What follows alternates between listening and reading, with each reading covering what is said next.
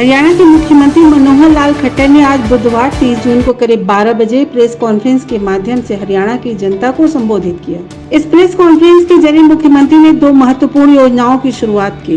अपने संबोधन के दौरान मुख्यमंत्री ने किसान आंदोलन के ऊपर चर्चा करते हुए कहा कि किसान आंदोलन को 7 महीने से अधिक का समय हो चुका है। हमारे और केंद्र सरकार के द्वारा तीनों बिलों की सार्थकता किसानों को समझाने का प्रयास कई बार किया जा चुका है। अब किसानों को अपनी जिद छोड़कर बातचीत करके आंदोलन को खत्म कर लेना चाहिए। किसान अपने आप में एक पवित्र शब्द है, इसकी पवित्रता बची रहे। हम हरियाणा प्रदेश में किसानों के लिए कई स्तर पर काम कर रहे हैं। मुख्यमंत्री ने प्रेस से बात करते हुए कहा कि राज्य में चल रही तमाम योजनाओं और आने वाले समय में सरकार द्वारा किए जाने वाले तमाम क्रियाकलापों के बारे में भी बताएंगे। इसके साथ ही मुख्यमंत्री ने पहली योजना की शुरुआत करते हुए जन सहायक एम गवर्नेंस प्लेटफॉर्म नाम से एक मोबाइल ऐप को लॉन्च किया।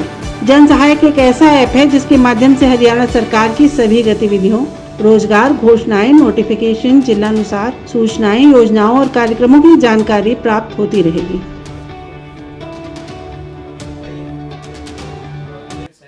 उनको सिटीजन को भेजने के लिए हम सिटीजन का उसका डिस्ट्रिक्ट और उसका जेंडर और उसकी आयु पूछ लेते हैं। अगर ये हमारे पास ये फीड जैसे आ जाती है तो हम यहाँ से कस्टम नोटिफिकेशंस भी जो है सरकार के माध्यम से नीचे सिटीजन को पूछ सकते हैं। जैसे मान लीजिए गुड़गांव में अगर कोई इवेंट है उसकी जानकारी देनी है, या कोई वैक्सीनेशन ड्राइव है एक डिस्ट्रिक्ट में, 100 है, डायल 108 एम्बुलेंस सर्विस है, 101 फायर सर्विसेज है, 104 हेल्थ सर्विसेज है, 1091 वुमेन। सबसे पहले तो कल 1 जुलाई है और 1 जुलाई विश्व भर में डॉक्टर्स डे के रूप में मनाया जाता है। और अभी ये जो दौर चला है, निकला है अभी तक, इसमें पिछले 1.5 वर्ष से जैसा हम कोविड के इस पीरियड में से निकल रहे हैं, उसमें मैं मानता हूं कि डॉक्टर्स की भूमिका बहुत बड़ी भूमिका रही है। डॉक्टर्स के प्रति बहुत कृतज्ञता हम व्यक्त करते हैं। कोरोना वॉरियर्स के रूप में, फ्रंट लाइनर्स के रूप में डॉक्टर्स ही एक प्रकार के बहुत से लोगों की जीवन को बचाने में और उनका योगदान रहा है। तो मैं इस अवसर पर आज 1 जुलाई की पूर्व संध्या पर सभी डॉक्टर बंधुओं को शुभकामना देता हूं और मानव सेवा में जिस मनोभाव से वो लोग लगे हैं, इसी मनोभाव से और भी आगे काम करते रहेंगे, ऐसी मेरी आशा है। आज 2 पोर्टल्स आपके सामने अभी लॉन्च किए गए हैं, उसके बारे में विस्तार से बताया भी गया है। पहला इसमें था जन सहायक। हम लोग देखते हैं कि सरकारी सेवाएं, बहुत सी ऐसी योजनाएं, बहुत से विभागों की अपनी वेबसाइट्स, बहुत इमरजेंसी की सेवाएं, इतना बड़ा ये संसार हो गया है ऑनलाइन का कि हर किसी को उसके प्रॉपर एड्रेस के साथ याद रखना, फिर उसको ढूंढना, फिर उस पर जाना, अपने आप में एक बड़ी एक्सरसाइज हो गई है ये। तो इस सारी एक्सरसाइज को सरल करने के लिए हमने एक ही जो ये बनाया है पोर्टल, जन सहायक पोर्टल। ये जन सहायक पोर्टल एक प्रकार का यूँ कह सकते हैं कि gateway of Haryana government. Haryana government की कोई भी सेवा, सर्विस, योजना या किसी भी विभाग से जुड़ी हुई कोई जानकारी, हमारे अपने मन में आई हुई जो सुझाव हैं, कुछ डिमांड्स हैं, कोई भी बात जो रखनी होगी, तो इस गेटवे ऑफ हरियाणा यानी जन सहायक के माध्यम से, आईटी गेटवे कह सकते हैं, तो एक इसमें जाने के बाद हमको हर चीज़ प्रॉपर स्थान के ऊपर मिलेगी। और ये अच्छी बात है कि दोनों भाषाओं में द्विभाषी मोबाइल ऐप है ये, अंग्रेजी और हिंदी दोनों में। G2C, government to customer, citizen, government to citizen, ये सेवा रहेगी। गवर्नमेंट की जितनी सेवाएं हैं सिटीजन के लिए, वो इसके माध्यम से ये प्राप्त की जा सकेंगी। इसमें नौकरियां हैं, इसमें टेंडर्स हैं, इसमें आगामी कार्यक्रम की जानकारी है, बिलों का भुगतान है, प्रेस विज्ञप्तियां, यानी आपको जितनी प्रेस विज्ञप्तियां भी इसके माध्यम से, जो प्रेस नोट्स हैं वो भी इसके माध्यम से, वैसे तो जो रूटीन में जाते जाएंगे ही, लेकिन इसके माध्यम से भी मिल जाएंगे।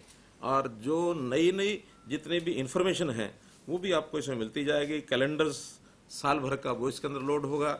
जो हरियाणा की दूरभाष निर्देशिका, जो भी हर सरकारी कर्मचारियों को जो हमारी डायरेक्टरी है, उसका भी इसके अंदर पूरा उल्लेख होगा। और इसमें किसी भी तरीके से उसके नाम से, विभाग से, श्रेणी से, किसी ज़रूरत के हिसाब से सर्विस के कोई भी जो नाम होगा उसमें कोई शब्द भी उसमें डालेंगे तो सर्च की ऑप्शन बहुत एक फ्रेंडली बनाई गई है कि आपको मान लो कोई चीज़ नहीं मालूम कि कौन सी चीज़ कहाँ मिलेगी, तो सर्च में भी आप एक शब्द डालेंगे, वो शब्द जहाँ जहाँ जिस जिस ऐप में उपयोगी होगा वो सारी ऐप्स आ सकते हैं उसमें। आप फिर संबंधित जो ऐप आपने ढूंढनी है, पोर्टल ढूंढना है, वेबसाइट ढूंढनी है, वो संबंधित उसमें से आप ढूंढ सकते हैं। तो इस प्रकार से एक ईज ऑफ लिविंग जिसको कहते हैं, ईज ऑफ लिविंग में ये होता है कि मनुष्य जीवन का, सिटीजन का कैसे जीवन सरल बनाया जाए, उसकी जो उहापोह होती है वो बहुत सी जानकारियों के अभाव में वो परेशान होता है। तो ऐसी जानकारियों के अभाव में परेशान ना हो तो एक सरल एक ऐप बनाया गया है और इस नागरिक सरल पोर्टल के माध्यम से जो सेवाएं दी गई हैं वो भी बताई गई हैं। इमरजेंसी सेवाएं हैं जिसमें 112 इमरजेंसी कॉल है, 100 पुलिस की कॉल है, 108 एम्बुलेंस की है, 101 फायर की है, 104 हेल्थ की है, 1091 महिला हेल्पलाइन है, 1098 बाल हेल्पलाइन है, 1075 कोविड-19 हेल्पलाइन है। ये सारी हेल्पलाइंस जितनी भी हैं फटाफट आप उस आवश्यकता के हिसाब से जाएंगे तो आपको हेल्पलाइन वही मिलेगी। आपको नंबर याद नहीं भी है तो उस सेवा की हेल्पलाइन आप उसको टिक करेंगे तो मिल जाएंगी। सारी अन्य सेवाएं जैसे वो मैंने सब बताया है। समाचार के जो रोजगार के समाचार हैं वो भी इसमें मिला करेंगे। कोई नौजवान है जिसको रोजगार की आवश्यकता तो रोजगार मिलेगा, कोई विद्यार्थी है उसको अपनी परीक्षाओं के नाते से जो जानकारी हरियाणा से संबंधित हमारे बोर्ड्स हैं, हमारी यूनिवर्सिटीज़ हैं, वो जानकारियाँ वो भी इसमें मिलेंगी। तो ऐसी सब जानकारियों की जो घोषणाएं होती हैं समय समय पर सरकार के द्वारा, मुख्यमंत्री के द्वारा जो घोषणाएं की जाती हैं, उन घोषणाओं की नवीनतम जानकारियाँ वो भी इसमें अपने को सब मिलेंगी। समय समय पर जो नोटिफिकेशन हम नोटिफाई करते हैं, नोटिफिकेशन निकालते हैं, तो वो नोटिफिकेशंस भी इसमें समय समय पर सब आती रहेंगी। और पर्टिकुलर डिस्ट्रिक्ट या कोई एज ग्रुप या कोई कैटेगरी ग्रुप, ऐसे अलग अलग ग्रुपों के हिसाब से भी उनको कोई नोटिफिकेशन भेजना होगा तो भेजा जा सकेगा। हम मान लो सरकार की ओर से चाहते हैं कि किसी एक जिले को हमने नोटिफाई करना है, वो भेज सकेंगे। किसी एज ग्रुप को, मानो यंग हैं 15 साल से 25 साल, 15 साल से 35 साल, कोई एक नोटिफिकेशन भेजना वो भेज पाएंगे। हमको बुजुर्ग 60 साल से ऊपर के लोगों को सूचना देनी है, वो उसी हिसाब से उन लोगों के जिनके फ़ोन नंबर हमारे पास उपलब्ध हैं उनको नोटिफिकेशन कर पाएंगे। तो एक बहुत सरल तरीका सरकारी सूचनाओं का भी ये रहेगा। कुल मिलाकर प्रत्येक नागरिक के लिए इस ऐप के माध्यम से उनके दैनंदिन जीवन को कैसे सरल बनाया जाए इसको ध्यान रखा गया है। और जैसे जैसे इसका उपयोग लोग करेंगे, कुछ सुझाव आएंगे, उस सुझाव भी उसमें इनकॉर्पोरेट हम लोग करते रहेंगे, इसको और सरल बनाएंगे। दूसरा पोर्टल वो है शहरी निकाय, हमारी स्थानीय निकाय की ओर से बहुत ऐसे बड़ी संख्या, अभी तो 16,000 लोगों ने अप्लाई किया है, मुझे लगता है ये 25-30 हज़ार भी हो सकते हैं, जिन लोगों ने यूएलबी की जो संपत्तियां हैं वो या तो किराए पर ली हैं, लीज पर ली हैं, तयबाजारी पर ली हैं या लाइसेंस लेकर के अपना काम कर रहे हैं और वो चाहते हैं कि हम इसके मालिक बन जाएं। तो हमने स्वामित्व शहरी, पहले एक स्वामित्व ग्रामीण किया था, वो भारतवर्ष में चल रहा है, हमने हरियाणा में ही किया केवल अभी तो स्वामित्व शहरी, कि जिनकी जमीनें अपनी नहीं हैं और वो पैसा आज के कलेक्टर रेट की परसेंटेज के हिसाब से उसमें परसेंटेज रखी है, क्योंकि जो जितना पुराना बैठा है उसका मानते हैं उसका अधिकार, फर्स्ट राइट उसका बनता है। जो 50 साल या इससे ऊपर का कोई आदमी काबिज है उस जगह पर, तो उसको 50% पर ही आज का रेट जो है, जो 1 जुलाई का कल का जो रेट होगा कलेक्टर रेट, उस 1 जुलाई के रेट के ऊपर हर साल का जो 1 जुलाई का रेट होगा उस हिसाब से उसका दर बदलता जाएगा। तो इस 50% का जो रेट होगा वो 50 साल वाले, जिसका 20 साल से ऊपर हो गया 20% को छूट मिलेगी, 30 साल से ऊपर 30% छूट मिलेगी, 35 साल से ऊपर 35% मिलेगी, 40 साल से ऊपर 40% मिलेगी, यानी 5-5 साल के गैप पर 5-5% की छूट भी उसकी बढ़ती जाएगी। तो इस प्रकार से सरलतम, और बहुत लोगों का जो रिस्पांस मिल रहा है, हमें फीडबैक जो मिल रहा है, बहुत ही प्रसन्नता है लोगों में कि हमें यानी पीढ़ी दर पीढ़ी जो लोगों की ज़मीनें ऐसी ली हुई थी उनका भी मालिकाना हक आज दूसरी तीसरी पीढ़ी को मिल रहा है, और जिन्होंने 20 साल पहले 25 साल पहले भी ली थी उनकी भी एक पीढ़ी बदल गई है, उनको आज मालिकाना का अधिकार मिल रहा है। तो इससे बहुत बड़ी प्रसन्नता उन्हें हुई है। जो पंचायतें नगर पालिकाओं में आ गई या पहले नगर सुधार मंडल और मंडी टाउनशिप्स थी, उनको भी हमने म्यूनिसिपल कॉर्पोरेशन कमेटीज में मर्ज कर दिया है, तो उनकी प्रॉपर्टीज जो उस समय दी गई थी उसके ऊपर भी ये लागू होगा। तल के हिसाब से रेट्स निर्धारित किए गए हैं, ग्राउंड फ्लोर यानी भूतल है, फिर प्रथम तल, द्वितीय तल, तृतीय तल, उस हिसाब से रेट्स रखे गए हैं। मैंने अभी चीफ सेक्रेटरी को कहा है, एडिशनल चीफ सेक्रेटरी को, इसमें जो वो है बेसमेंट, वो कहीं रह गया है, उसकी भी कोई पॉलिसी बनाएंगे। अगर बेसमेंट और प्रथम तल मानो अलग अलग व्यक्ति के पास है तो उसका भी इसमें कोई प्रावधान करना होगा। एक ही व्यक्ति के पास है तो उसमें समस्या नहीं है, उसमें तो जिसका प्रथम तल है उसी के पास बेसमेंट होगी। लेकिन अगर उसके मालिक अलग अलग हैं तो उसका कोई प्रावधान ये कर देना चाहिए ताकि कोई भी कठिनाई उसमें ना आए।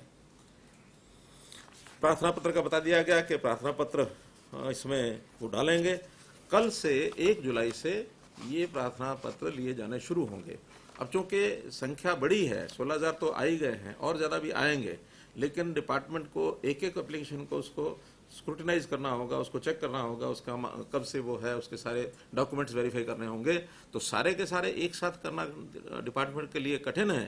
तो जो 1 महीना बताया कि अप्लाई करने 1 महीने के अंदर अंदर वो हम सारा करेंगे, तो एक निर्णय इस वेबसाइट के जारी यानी बनाने के बाद हमारा हुआ है। उसकी मैं घोषणा करता हूं कि हर सप्ताह 1000 एप्लीकेशन ली जाएंगी, ताकि सप्ताह में अगले उस 1 महीने में उस सप्ताह भर की 1000 एप्लीकेशन को प्रोसेस किया जा सके।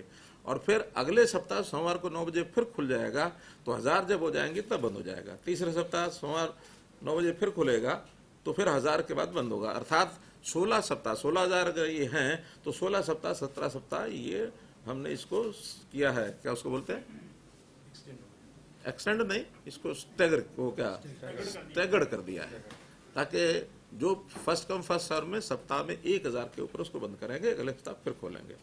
तो इसमें लगभग 16 सप्ताह का मतलब है कि ढाई 3 महीने, 5 सप्ताह रहते हैं, तो 3 साढ़े 3 महीने ये अगर यही एप्लीकेशन रहती हैं, बढ़ती हैं, तो वो 6 महीने तक भी हो सकता है।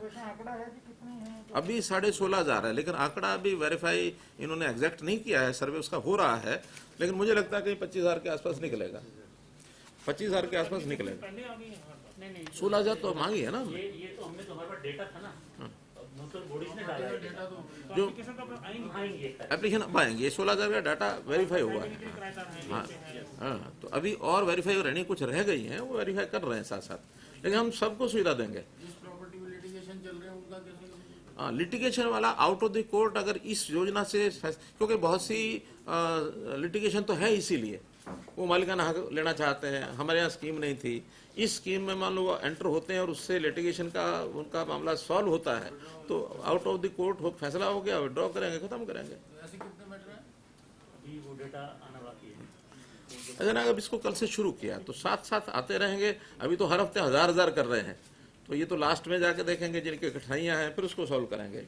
विवादों का समाधान, ये हमारा एक अंडरलाइन एक फ्रेज जिसको हम नोट करें, और इसके ऊपर लगातार हम काम कर रहे हैं। किसी वर्ग का कोई ऐसा विवाद है कि पॉलिसी बनाने के बाद सुलझ सकता है, तो वो पॉलिसीज हम बना रहे हैं, क्योंकि लगातार सरकारी डिपार्टमेंट्स का, सिटीजन्स का लेना देना, झगड़े, लिटिगेशन बहुत है। मैं तो समझता हूं कि लाखों की संख्या में ये विवाद हमने सुलझा दिए हैं, लाखों की संख्या में भी और हैं। ये बहुत पुराने चल रहे हैं, कोई आज शुरू हुआ ऐसा नहीं है, क्योंकि कोई 20 साल पहले कोई योजना बनी, उस समय शायद उसको उस ढंग से नहीं लिया गया, कुछ लोगों ने सोचा कि इसमें से कोई और लाभ मिल सकता है, उसको उन्होंने पालन नहीं किया, या बाद में कोई उनकी कठिनाई आ गई, या कई बार एक मानस भी होता है जनता का कि सरकारी चीज़ है, क्या फर्क पड़ता है। लेकिन अब हम उसको धीरे धीरे उसमें से बाहर निकल रहे हैं। हमने सरकारी विभागों को सबको कह दिया कि अब ऑन इंस्टॉलमेंट्स कोई डिपार्टमेंट कोई चीज़ देने की बजाय बैंकों की सुविधा प्रदान कराए। कोई चीज़ देनी है इंस्टॉलमेंट पर, तो बैंक से वो लोन ले, पैसा सरकार को मिल जाए, वो जो किस्तें हैं बैंक को वो देते रहे, क्योंकि सरकार का काम फाइनेंशियल लेने देने का नहीं होता है, फाइनेंशियल लेने देने का काम बैंकों का होता है। सरकार ने तो सुविधा बनाई, जनता को सौंप दी, आगे बढ़ गए। तो इसलिए हम तो ज़्यादा सुविधाएं बनाएंगे। तो आवेदन करने के साथ साथ कौन कौन सी चीज दस्तावेज लेनी है, ये आपको सब बता दिए हैं। 1 महीने के अंदर अंदर जिसने भी अप्लाई किया उसके ऊपर ऑब्जेक्शन मांगे जाएंगे, और अप्लाई करना और ऑब्जेक्शन, उस सब को ऑब्जेक्शन के बाद अगले 1 महीने में उन ऑब्जेक्शन का अगर कोई है तो उसको समाप्त किया जाएगा। जिनके ऑब्जेक्शन नहीं है उनको नोटिस दिया जाएगा कि आप अब 25% राशि जमा कराइए। तो 25% 15 दिन में उनको जमा करानी होगी और उस 15 दिन के बाद फिर प्रोसेस करके बाकी 75% बैंक दे देगा। बैंक से बातचीत हो चुकी है, बैंक उनको लोन देगा 75%। एक महीना खोलेंगे तो आवेदन सारे आ जाएंगे, उसको प्रोसेस 1,000 पर वीक करेंगे। हाँ, ऐसा कर रहे हैं पर वीक एक, मैं बता रहा हूँ, पर वीक 1000 लेके उस एक सप्ताह के बाद एक महीने